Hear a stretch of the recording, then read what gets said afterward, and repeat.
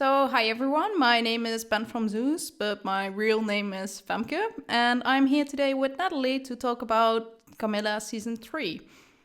Maybe you want to introduce yourself, Natalie? Thanks. Name is Natalie, but you guys might know me as k0rrasaurus on Tumblr.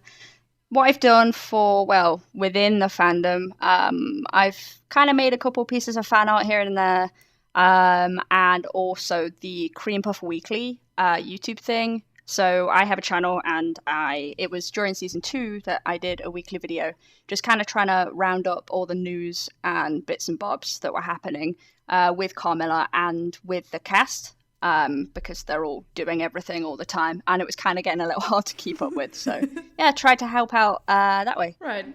You may know me of my YouTube channel because I make a lot of Carmilla videos. I do actually a lot of shit in this fandom. I've written fan fiction. I'm doing Silas Radio. I'm just having fun in the fandom basically. So what we were planning to do today, Natalie and I, why we are even doing this at all, was that we were going to talk about Carmilla Season 3 without having seen it, so we're going to speculate about what's going to happen.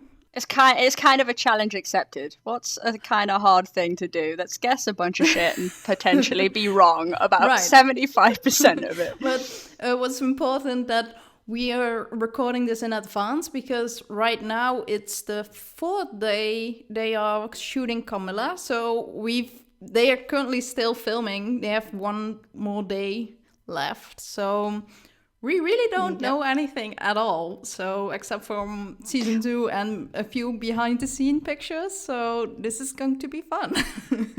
Yeah. So, just kind of going to look at the information that we've had so far in the form of season 1 and season 2 and the behind the scenes stuff to try and inform what we think kind of might happen in season 3, but also what we want to see. Exactly. Like a wish list. I'm super excited about that one. When did you start watching Carmilla? That was when did you start watching? That's a really great question, and I love asking Cream Puffs that as well. Me too. So for me, unfortunately, I was a bit of a late. I was a late comer, which whatever. As you do. I'm still a Cream Puff. Absolutely. Right? Cool. So I started watching actually at the very tail end of season 1, I think. Can't be 100% sure, but it was somewhere either before or just after the Christmas special. I think it might have been before. Nice. I think it was just before. So then I binged the whole thing.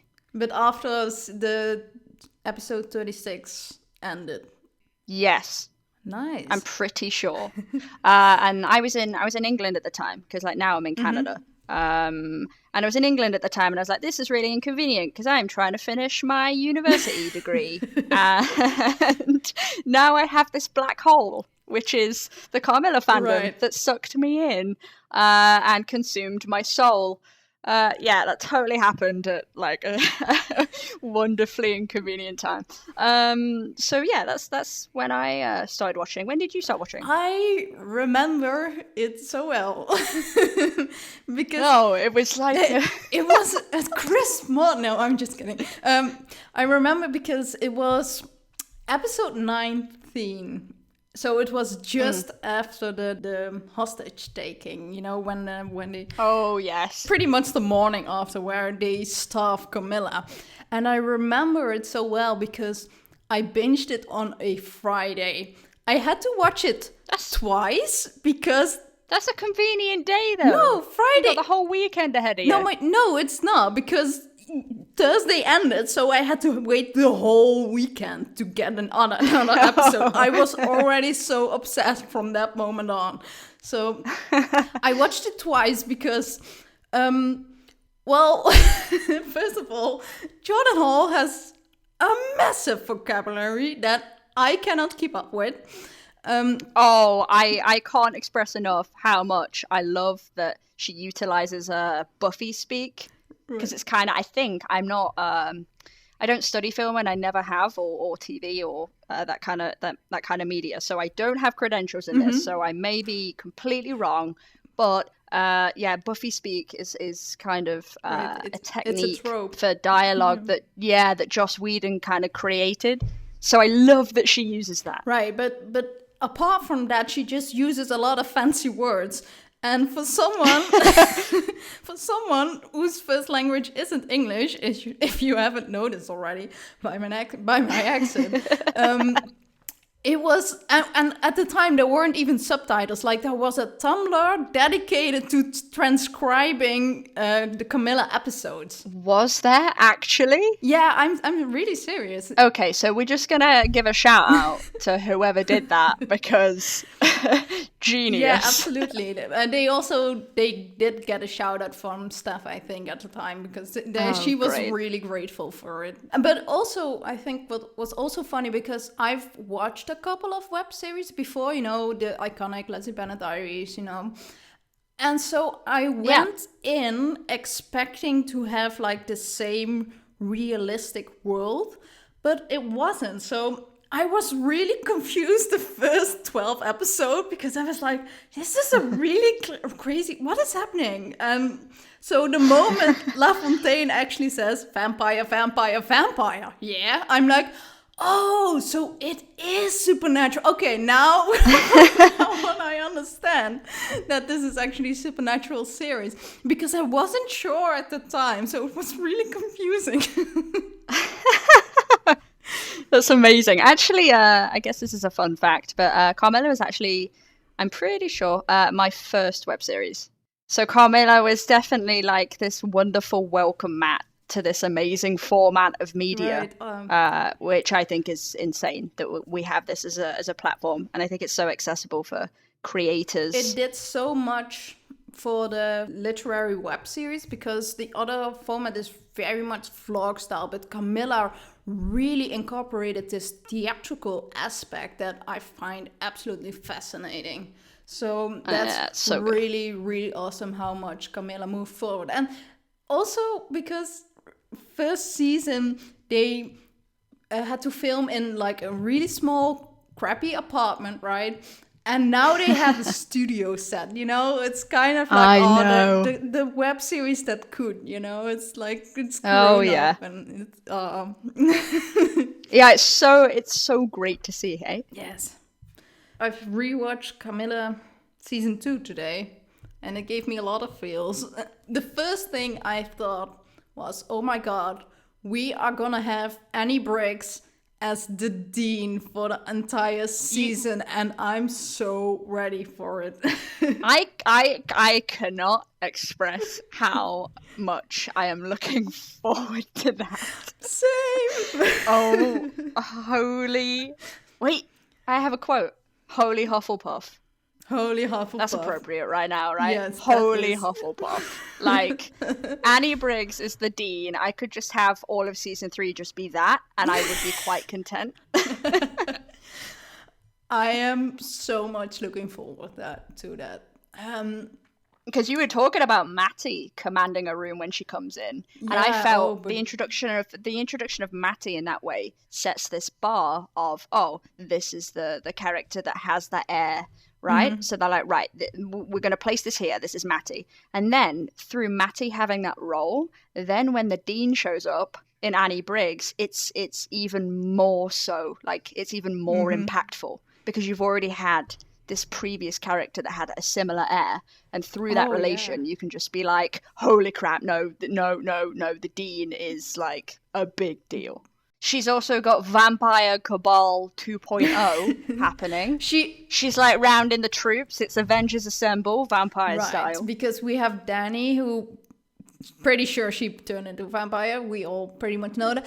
Did Kirsch turn into a vampire? Because That's the question, hey? Are we going to speculate? Right, yeah, it's Carmilla Speculations, so I guess we should speculate.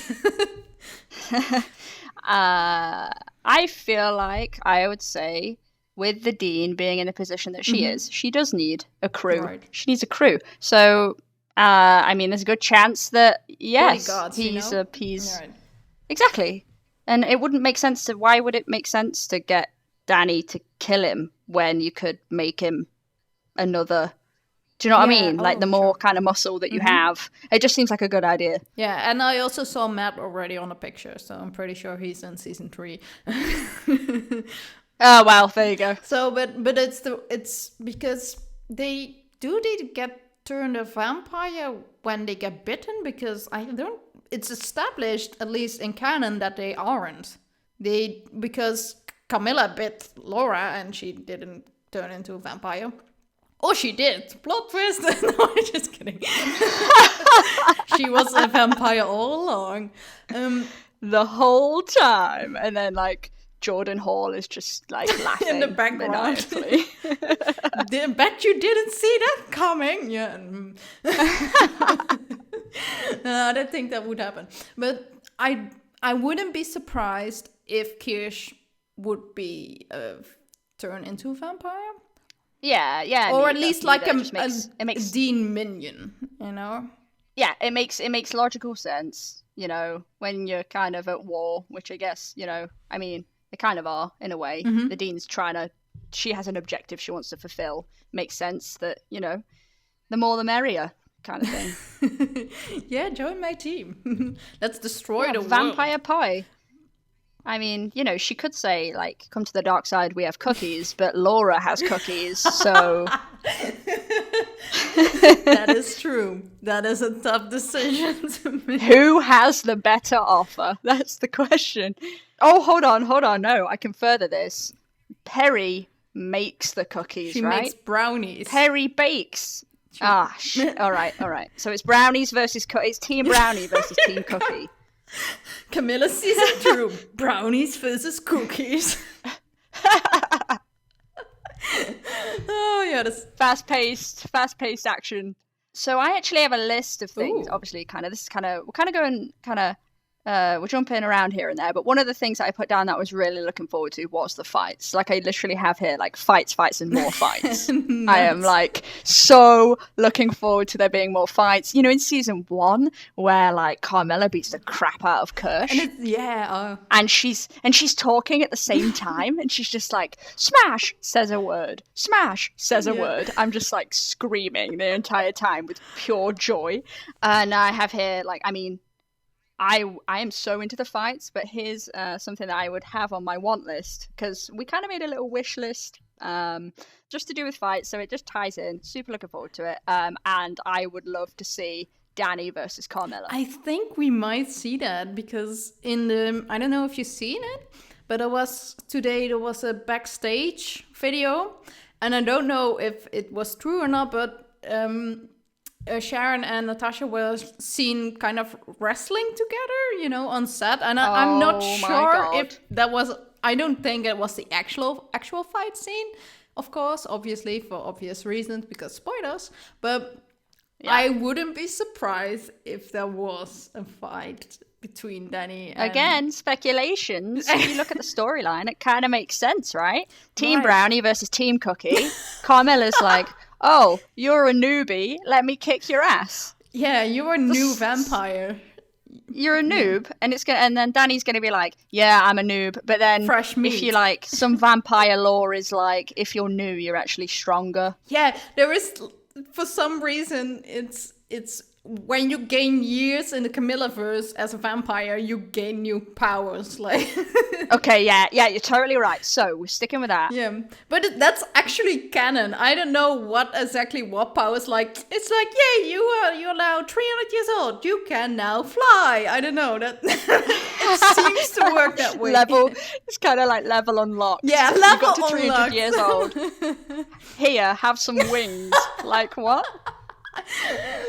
Which is cool. I mean, I'm down for that. Like, whatever. Anyway, I would love to see Carmilla be all sassy and Danny be all, oh my god, I wanted to, like, beat the crap out of you when I was a human. And Carmilla's gonna be like, all right, have at a ginger giant, and then she's just gonna karate chop the shit out of her, and it's gonna be great. But I do wonder, because when season 2 ends, you know, you have a little scene at the end where Danny rises again, And the moment when she kisses Kirsch, it's a moment that for the audience, it's to make clear something is wrong here, you know, because before she in canon she said, hey, I don't want to be in romantic relationship with you, but friends is fine, you know. And at this point she doesn't, you know, she kisses him, which is a romantic gesture. So this is a moment where it says to the audience, Danny is no longer Danny, because the values she had before are gone. So I'm wondering what will happen. How wonderful was the way that they were able to do that with just one action. Yeah, oh, that was so powerful though. But so I'm wondering, is Danny still Danny, or is she now a minion and has to fight off like the Dean's control on her? I hear you. Like, is it possession or is it no, you're a vampire? Yeah, because Camilla's a vampire and we don't know who McCullough was at the time, but she seems to have her own will. And at that moment, Danny didn't seem to be completely Danny. So is it something like new vampires, you have to wait 48 hours to return completely to yourself? Or is it like, is it something more? Because, well, I don't know. Is it something more? Is she still Danny? Is my question. I think you're asking a really good question. Yeah. I think it's totally valid. Like, because we can assume, right? 100%. You can just be like, yeah, cool. Assume she's a vampire because you saw her do this evil thing. But you know, would it? Yeah. Is it actually possession? And is it a battle of wills, like inside her? Like, what's actually going on? Right. I wouldn't be surprised if that was it, but still, we can only speculate because this is the place for it. It's the place for it. So I wouldn't be surprised if Danny was sort of possessed, and we can see like the struggle to find her way back to her old self as a vampire, probably. But also, oh my god, Mattie, because of the same spell, at least I assume that was also implied, because of the same spell, I guess. Is it a spell? I don't know. Some resurrection spell. The Dean is a wizard as well. All right, Gandalf. Yeah, if you hit 1,000 years, you become a wizard as well as a vampire. If you hit 1,000 years, you get a pointy hat and a giant stick, and you can bring people back to life. And you grow a beard, because every wizard has a beard. All right, where's the Dean's beard? She's hiding that. But we haven't seen the actual Dean yet, so this might actually be plausible. The Dean might actually have... Also, oh my god, how cool is that? That we haven't even seen her, and she's the most, like... she always possesses me. We know what bothers me, because there is, in season 1, there's a moment where there is someone who's like the Dean, and who's like, I need to talk to Carmilla, and we see her silhouette, you know, before she gets blocked by La Fontaine and Perry, I think. But who is it? We don't know who that is. We don't know who stepped in as the Dean at that moment, and Steph doesn't want to say it. But wasn't that just... So, that's it. But wasn't that just the Dean possessing another person? What if the origin, or like the story of the Dean, is actually she like Voldemort. Lost her physical form ages ago? What'd you say? She's Voldemort. Always possessing someone else. She just has a bunch of Horcruxes, and season 3 is just trying to kill all those Horcruxes. We can go home now. We have discovered the plot. We figured it out, guys. Season 3. We figured it out. She's Voldemort. Done. Suddenly, Camilla turns into a Harry Potter fanfiction. Who knew?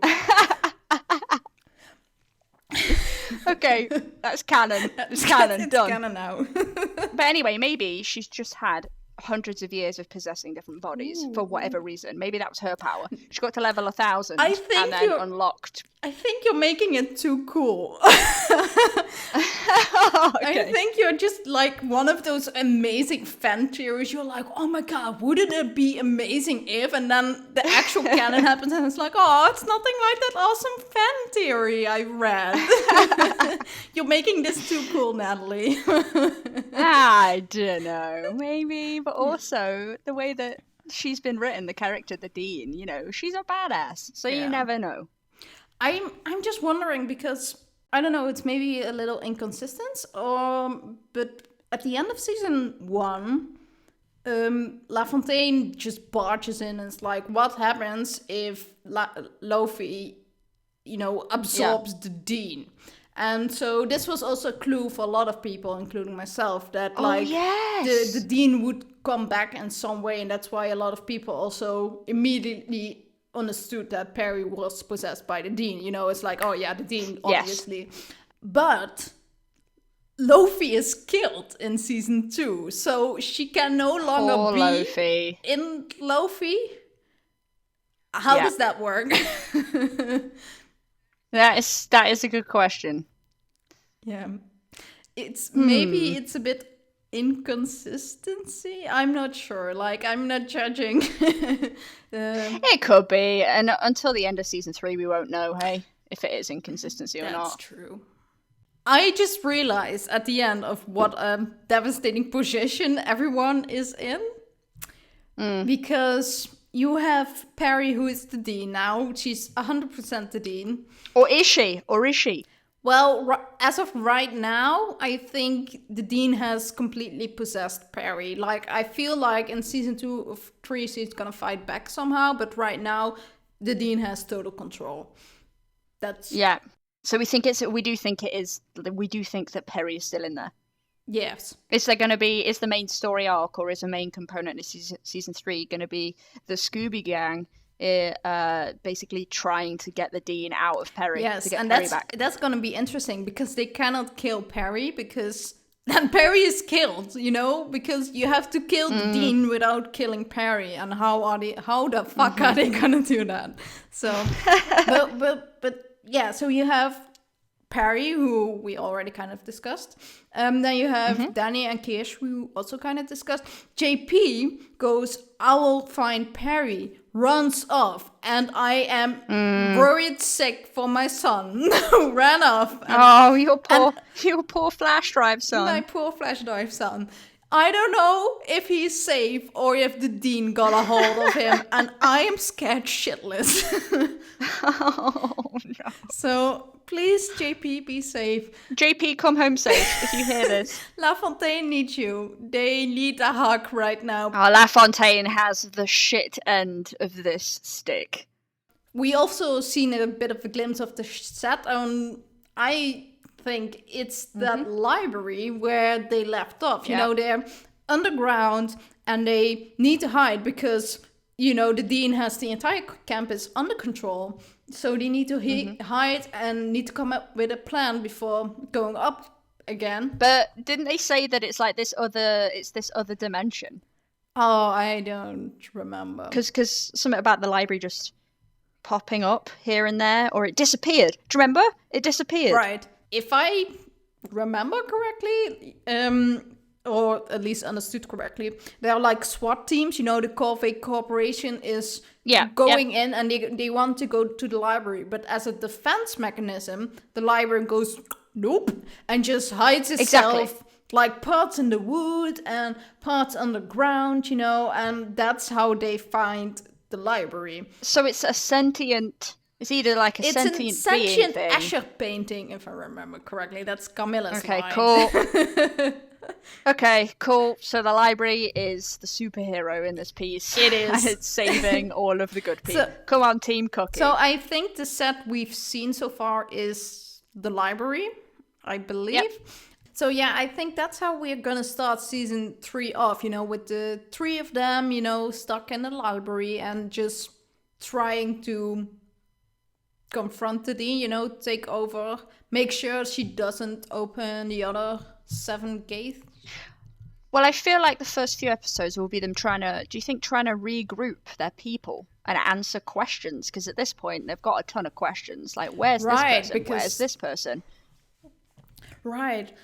And it's also like who is on which team. Also, they don't know that Mattie survived and Danny survived. Oh my god, that's going to be an emotional turmoil because they're gonna see at one point Danny back and Mattie back, and just That's thinking what I mean, about it, right? just And then you're going to have this whole exploration in season 3 of how Carmilla reacts to Mattie being back, how everybody reacts to these different characters being back, and what that means for their own story and their own character development and arc. I have a note here just in terms of speculation, because you could, right place for it, speculation, because what with you mentioning Mattie, right? So Mattie's come back, cool. What do we think is going to happen with her? What do we think her storyline's going to be? So I have here that maybe there's going to be this moral issue, so she's back, right? Her mum's back, cool. Does she side with Carmilla, who I'm assuming is going to side with Laura? That's an assumption. And then and I kind of have this idea here that maybe Mattie's story arc is going to be her moving towards more of a chaotic neutral role. Have you heard? Do you know these character alignments, right? Yeah. But then I kind of thought, I have reservations about that as an idea, like as a concrete. This is what I think is going to happen, because arguably Carmilla is already chaotic neutral. Yes. So but for me, you can't have too many, because that's my favorite character alignment. So for me, Mattie dying in season 2 didn't come as a surprise, because any character who's like, I can die, I'm awesome, you're like, okay, you're gonna die. That's just fun writing, right? Maddie's character was basically, oh my god, get me the fuck out of here. I don't want to be here. Why should I be inside this? I want to be in Morocco. I just want to do my own thing.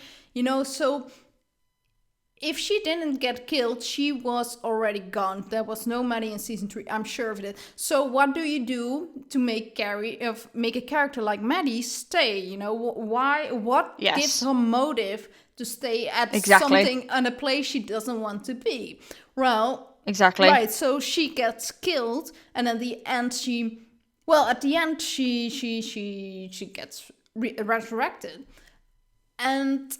Yeah, so I mean, the question is she going to come back? I just thought about this. Is she going to come back as herself from the previous season that we saw, where she has a will, or is she going to be the Dean's minion? I think she again? will, because I think she seemed on the behind-the-scenes pictures, she seemed friendly with Camilla. Oh, yes.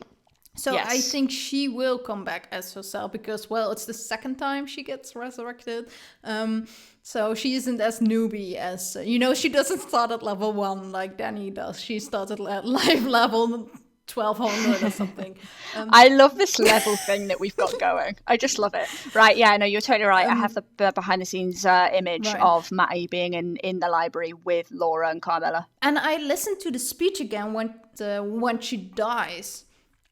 And then she says, I didn't expect it was me, Why did she kill me? And she isn't talking about Danny. She's talking about the Dean. So this is my reason of thinking Mattie will side with Carmilla, because now she has a reason to stay, because she wants revenge for her mother killing her. I see. And that would go really well with the chaotic neutral idea, right? Like they're out for themselves. Kind of thing. I mean, actually, I'm wondering whether I'm going back on this and she's already chaotic neutral. Probably. So in terms, I just have a little note here. We're talking about the vampire. I'm calling it. This is not its official name, obviously, but the Vampire Cabal 2.0. Here's the thing. So behind the scenes picture of Shannon Cook. I think that's how you pronounce his name. Sorry if it's not. Not that he's going to listen. Sorry, buddy. So that behind-the-scenes picture, have you seen it, of Shannon Cook and Annie Briggs? Of like the Dean and a minion. Is a Dean and her minion. So I'm just like, did I miss something?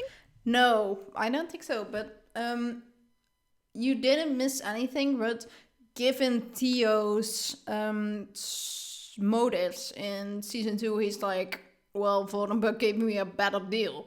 So I wouldn't be surprised when the dean comes along and is like, hey, I need your help, and the Zetas can rule the campus. He's like, heck yeah. So I'm not surprised that Theo will become one of our minions. What's more interesting, I'm wondering what will Mel do? Yes. Because she, at the end of season 2, she's with the resistance. Like, she isn't really happy about it, but she does it because it seems like the right choice to make.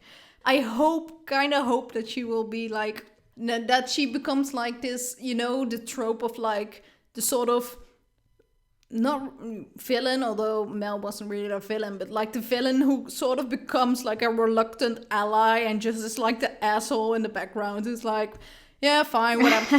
Like, I don't know, in Buffy, like kind of like Spike in Buffy. I wouldn't mind seeing Mel like that. Yeah, no, totally. I would too. I'd like to see something happen there. We have this interesting note about the in terms of the more behind the scenes for season 3, the patches on the jackets. Oh yes, you had an interesting comment on that. Yeah, so there's 2 behind the scenes. One where there's a denim jacket involved, which 10 out of 10, because like Carmilla looks great in denim. So does Laugh. Ace, good job. Yeah, they both do. They both do. And so you had kind of written the question, is this significant or not? So on both of the jackets, there's like a patch, and it's on different arms. So it's not like Laugh is just wearing Carmilla's jacket. It's on a completely opposite arm. Or it's on both And I think arms. that's 100%. No, on there's 2 different patches. I'm talking about, there's one patch, right? And there's this one patch that is on both jackets. Okay. And it looks like a sword. And I think it's going to 100% be significant, because you remember the stuff that they did with the references about chess in the last season? Like, there was all mentions of different chess terms, right? Oh, yes. And you could have easily let that slide. You could have easily let that slide as not being significant. But I think, because that was actually a thing of substance, that this is going to be the same thing. So I was wondering if this patch on the arms was going to be to distinguish between possessed people / evil vampires and the Scooby Gang. Scooby Gang. So the Scooby Gang are like, we need a way to figure out. Let's make jackets. Let's make jackets. And then they have 5 episodes of sewing patches onto denim jackets. It's just as ridiculous as like Laura curling her hair during the apocalypse. Like, yeah, gotta have that hair on point though. Yeah, gotta have the hair on fleek. World's going to shit, but my hair isn't.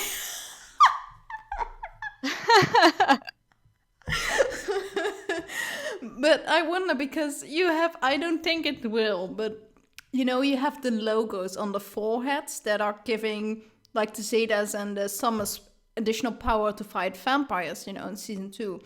Would those patches also give some sort of power? I actually wonder if it's not a power thing and it's just we are team resistance, right? Because resistances need logos for whatever reason. Who made the jackets? Now I want to know. Who made the patches? Like Perry couldn't be it because she's the D now. But oh my god, so many questions here. I have so many questions. Would Laugh? Would they do that? I don't know. I feel like they'd be too distraught. Oh, hold on. Maybe it's like one of those iron-on patches. So like it's just sticky on the back. That's the one. My headcanon is now LaFontaine tried to sew like the patches, but it went all wrong, and Laura was like, no, we're not gonna do this. And then she just put on the sticky thing, and they were like, Laugh, please don't ever sue again. And they were like, okay, sorry, Laura. So, I mean, do you have any ideas on the patches, like any other ideas? No, I don't. I feel like it might just be as simple as it's like we're the resistance kind of thing, maybe. So not only do they have cookies, but they have denim jackets too. I think this is a real favor for the good ones. Team fucking Cookie are nothing but organized and like coordination. They're just all coordinated. They got the shit on lockdown. I don't know why you'd choose Team Brownie. Right. Meanwhile, the dean is just making an army, and Laura is just sewing patches. And just Carmilla walks in. It's like, dear, do we like maybe need a plan? Like maybe we need more people and a fighting plan. And it's like, Laura, no, let's just finish these patches first. Yeah, she's just like, calm. I'll be right there. I'll be right there. I'll be right there. And she's like on her 50th jacket, and Carmilla's like, there's only 3 of us. But they might get dirty. Oh my god, I can see it. Canon. This is another thing. This is canon. What about the 7 gates? Yeah, what the fuck is up with that? And are they going to continue that chest? Like, what does the chest thing mean? Did we ever figure that out? We were like, the rook is like whatever, and what happened? Right. So the rook is Mattie, right? Mattie. But actually, I think the chess game is significant because in the last scene, Carmilla talks to Laura about like, oh man, this reminds me of chess games I used to have with my mother. And you think you have it in control, but then at the last minute, she takes it all. So I'm actually not surprised if this metaphor of chess game is going to continue. Because yeah, they built it up in right. season 2, and I was pretty sure it didn't come to an end. So it's gonna inform a lot of the plot. I think. I hadn't thought about that. That's interesting. Yeah, because the rook is Mattie, the bishop is Vordenburg, because Strigitia, the owl lady, says the rook falls to the bishop, and and then we had other. So what's Carmilla? Carmilla, well,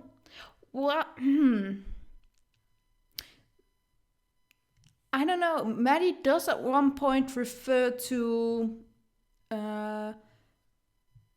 Carmilla as Kaiserin, but that's German. But it doesn't exactly translate to queen. It's do you know German? Not at all. No. I studied it in school, and then that information just went in one ear and out of the other. Well, she says Kaiserin, but it doesn't exactly translate as queen, but it could. Yeah. So yeah, and it's actually kind of, it would actually be true because the queen kind of has all the power. Well, the queen can move anywhere on the board. Right. Because the queen can move in any direction. And in season 2, they did promote her as the wild card. So, like, she can move anywhere she wants. Yeah, I really like that idea. That's poetic. Yeah. That's just, it's probably not going to be anything at all of significance. We're just here like, what if she's the queen and she can walk around the board everywhere? It's like a metaphor. It's a metaphor. He's so great. It is, you guys. Come on. So that's the chess thing. So you were talking about the gates. If I remember correctly, or if I understand the plot correctly, Lofi was actually guarding those gates.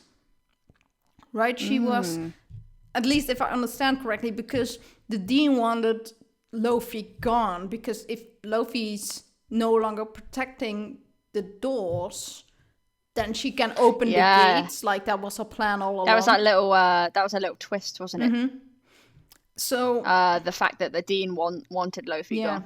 So, but I might be wrong, but I think it was that Lofi was guarding these gates, and because now Vordenburg killed Lofi.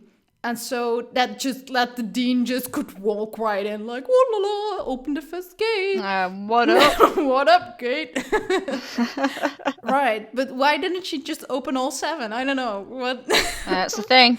What does she need? What's the process of opening each one? Yeah. Why are there 7? Is it the 7 depths of hell or whatever the hell that is? What is that? I think the 7 gates to hell, because... Well, at one point, so I'm not sure if this was about Lofi or about the gates, but it was like, if you open the gates, like, all hell goes loose and basically the earth stops existing, which seems like a bit of an extreme, that's something that won't happen, so you already know that the heroes, Laura and the Scooby Gang will win, basically, so that would be the bit disappointing, especially because you have like in season 2 they've tried so hard to establish like this gray moral thing, and then to go back to like it's all evil now again, you know, that will be a bit disappointing.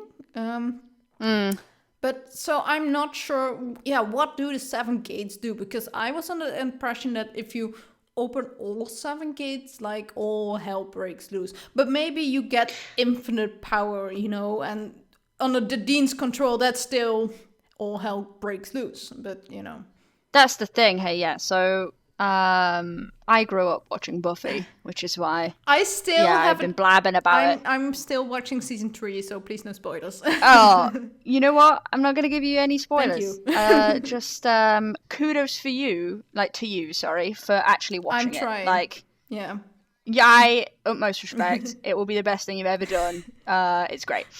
So season 1 was terrible though. Like, can we put that out? Oh, all right, yeah. You know, yeah. Yes. Okay. It's moving on. Yeah, totally. Different show, different platform. Moving on. If we're following the kind of formula that kind of Buffy followed, which is each season has a big bad, right? And every time the big bad, the MO is I just want to destroy the world. Apocalypse. So if we're following that, then this is just spoilers apocalypse. Though, from season 3 to 7. Thank you, Natalie. Just kidding. Just go on. I'm not gonna watch it again. You just spoiled the No, I'm just kidding. Oh, you spoiled the whole thing, 100%. I mean, I already know about Tara, and I'm still gonna watch it. I'm still gonna cry. Do it. You know, it's worth it. It's fine. Totally worth it. It informs a lot of popular culture. Oh, by the way, that now speaking of Tara, we haven't touched upon burial gate tropes that has become kind of an issue. But first, finish what you were gonna say. Maybe we can talk a little bit about that. Oh yeah, no. I was just gonna say, I feel like the motivation of the Dean is apocalypse. That TLDR, end of the world. Cool. Chaotic evil. She just wants to destroy the world. I mean, I was thinking that, but then I was wondering, would it be more she just wants control? So is it just she wants to, like, I don't know, like open all the gates to then have, I don't know, like a new master of evil. Right, so she'll literally like spawn the devil, and because she wants to spawn the devil, and she wants the devil to rule the world. Do you know what I mean? Which is still apocalypse. But why?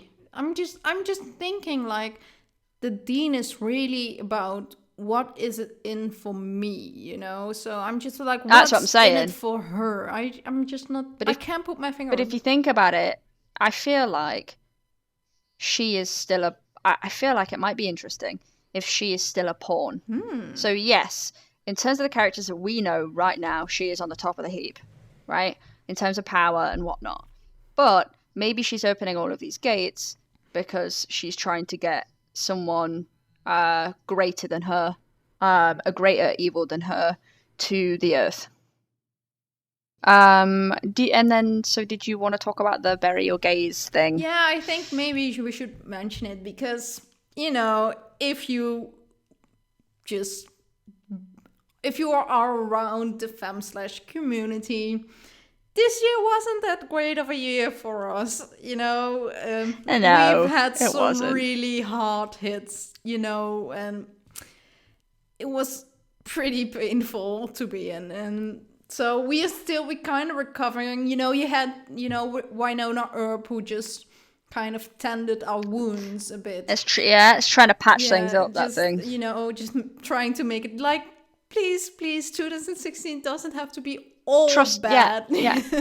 And I feel like Winona Earp's just like, trust us, it's okay. So, like, some people out here in the creative space aren't going to betray you constantly. Right. And we do recognize that you're actual human beings. And we need to model healthier relationships that aren't like non-heterosexual relationships. Right.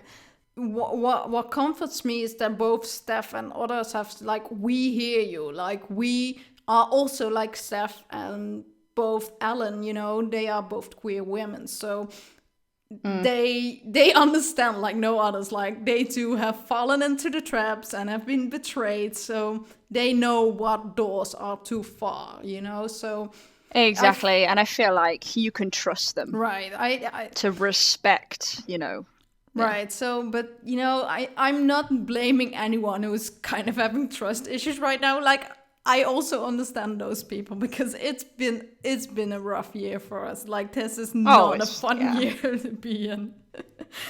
Oh, 100%. It's been a tough one.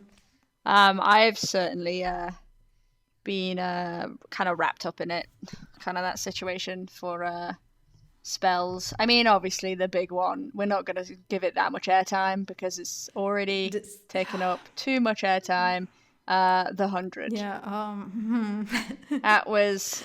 I'm not going to give it that much space. I just want to say I feel like I felt betrayed, which seems like a strong word because it's, in air quotes, just a TV show. But I hate that saying though, but that's a whole other discussion. I know, but TV, it's a form of art, it's a form of storytelling, and as much as you can say it's just a TV show, it's actually a part of culture, and it contributes to, especially like kids' perception of the world. Yes.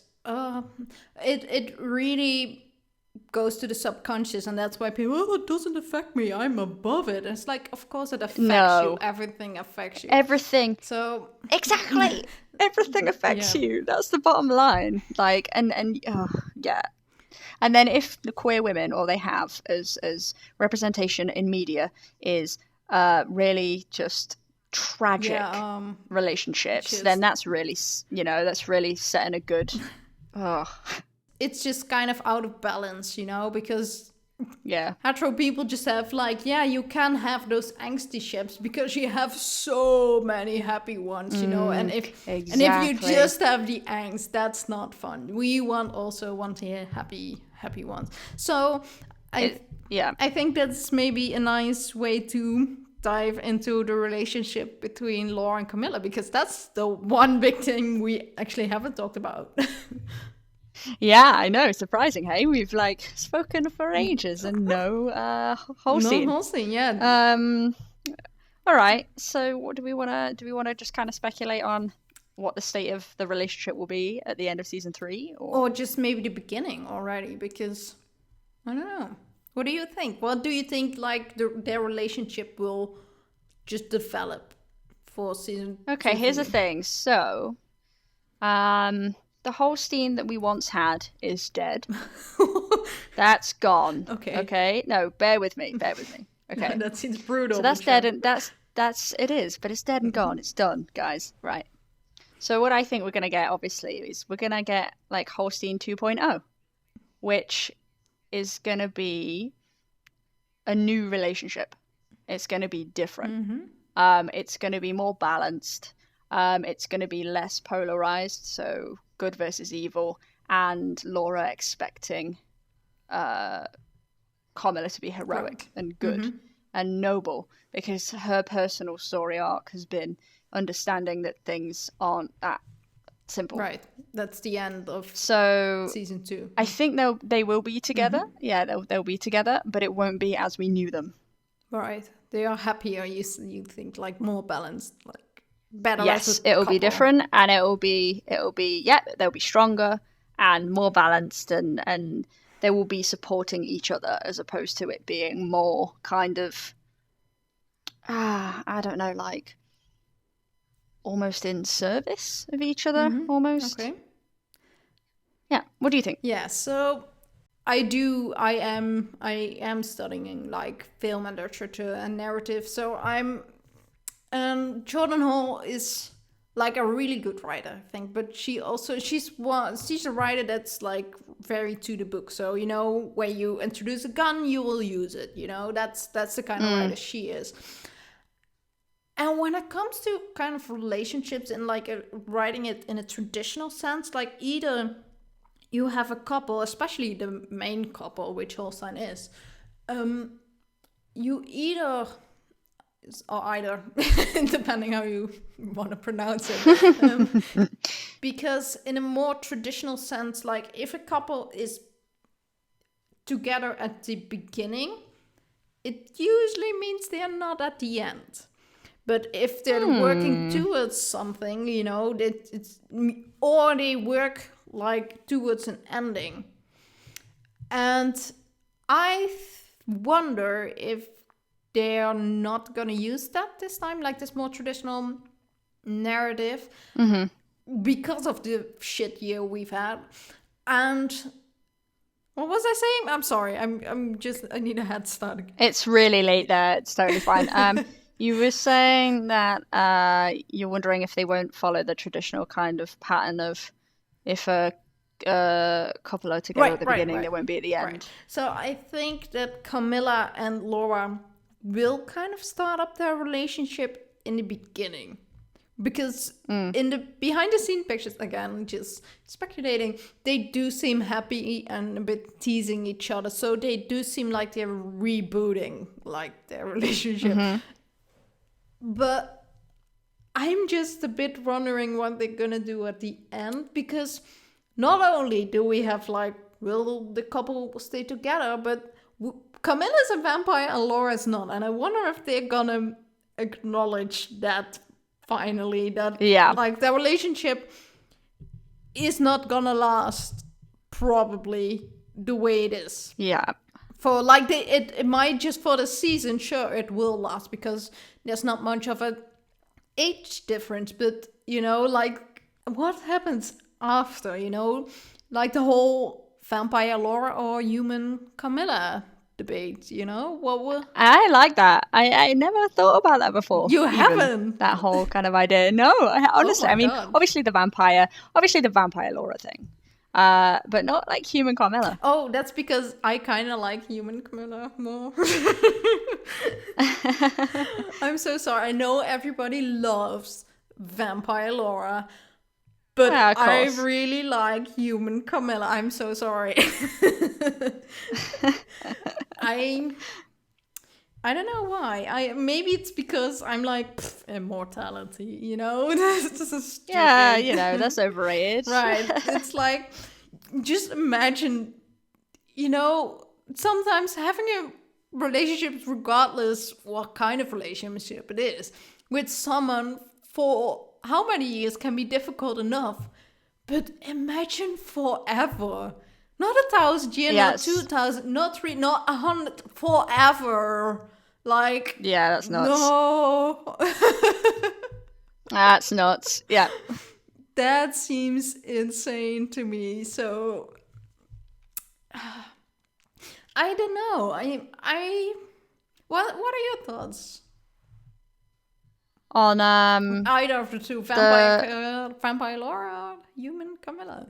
Oh man, I just wonder if they even have enough time in season 3 to even address that. Yeah. No, I don't think they will address it. It's more like either Laura will be turned into a vampire and they have to roll with it, or Carmilla somehow loses her abilities and gets turned into a human. Like either, and they have to just roll with it. Because otherwise, how are you gonna have them end up together?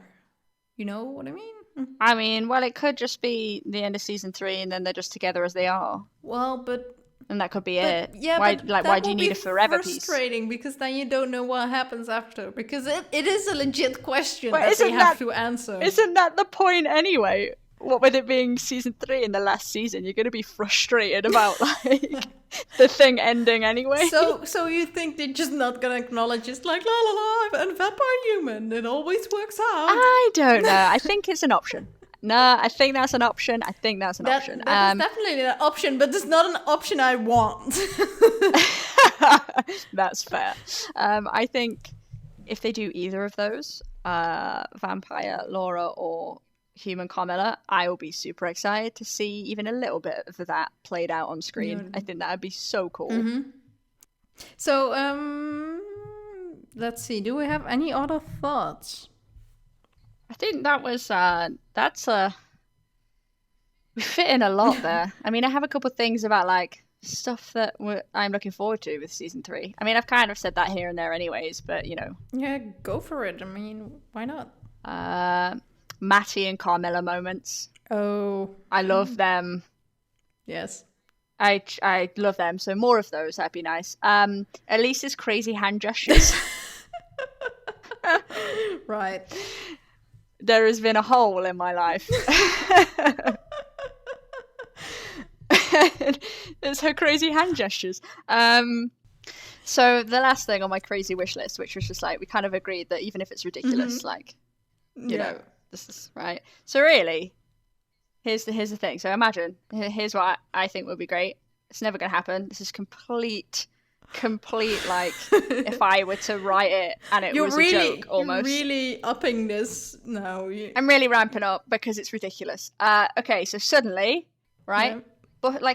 Buffy the Vampire Slayer collides with Carmilla. Okay. Right. Okay. So then we get the Scooby Gang squared. Oh. So we have a Scooby Gang that's just massive. Okay. Right? Sure. And you've got Laura and you've got Xander who can bond about their love-hate relationship with yellow things.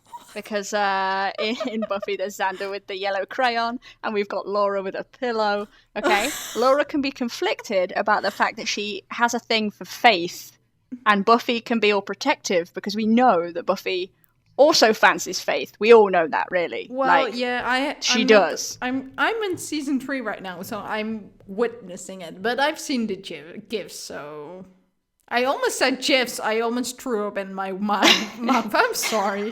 Gifs. Okay, so Laura can be all conflicted because she has a thing for Faith, because everyone has a thing for Faith, right? And then Carmilla can increase her broody levels to over 9,000 because of the whole situation.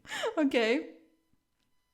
That's what I would like. I don't know, in my dreams. In your dreams. Yeah, it would be hilarious. I'd love it. It'd be great. Okay. It'd be like a sitcom. Totally down. That is crazy. I actually want,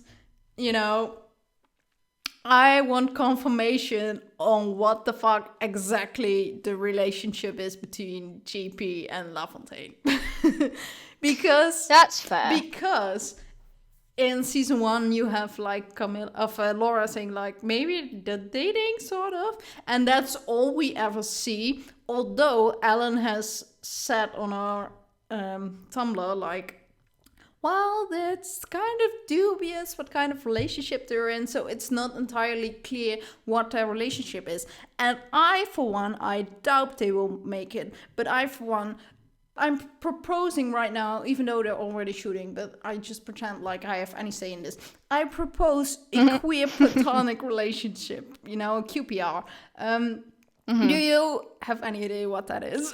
Because yeah, for sure. You really? Okay, well, for maybe the ones that don't know, it's mostly used in like the aromantic community. It's like not exactly friendship, but it's not exactly a romantic relationship, but it's still like it has the level of commitment of a romantic relationship, but it's not inherently romantic.